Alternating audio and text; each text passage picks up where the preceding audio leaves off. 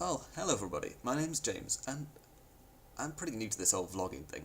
In fact, I'm pretty new to this whole blogging thing. I'm running before I can crawl here. So anyway, here's something that I've semi-planned out, and I hope it turns out okay.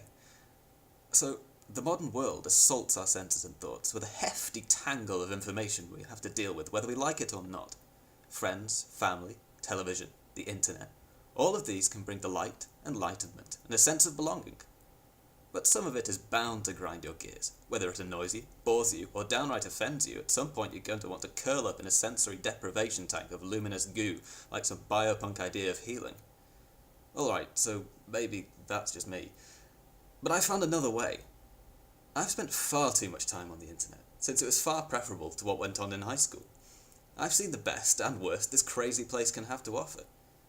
At some point, I began to just tune the trolls out, and sometimes smile, although accompanied with a groan. Religious fundamentalists will be religious fundamentalists. Attention seekers will be attention seekers. And awesome people, however rare, are awesome, and that's what I'm looking for. So, moving to university, I encountered another double-edged sword. Housemates. Random people that you happen to share a house with. Otherwise the rent would be even more crippling than it already is.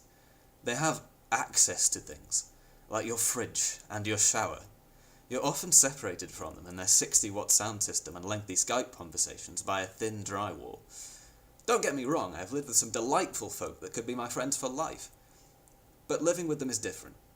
By living with someone, you see sides of them that you might not like very much.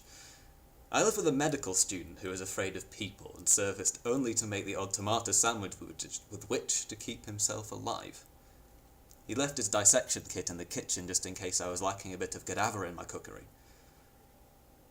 There was the guy who lent his room, directly above mine, to a random couple he knew while he stayed at his girlfriend's place. Let's just say I didn't get much sleep those nights. And then there was the guy who drank all the milk, who I won't name, because he is, for the most part, an awesome guy. We're still friends now. He used to knock on my door when he was enthusiastic about something and shout, "Jim! Jim! Guess what? I just completed another level on Stronghold. Jim! Jim! I just took an epic dump."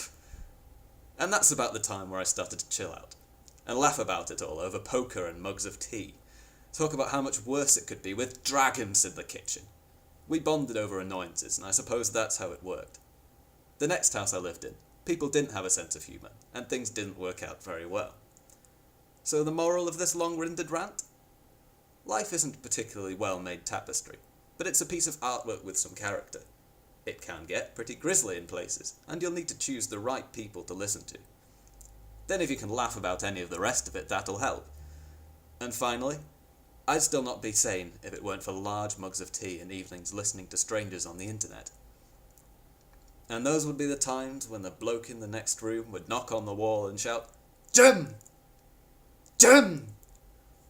Oh, what? Guess what? You completed another level on Stronghold. No!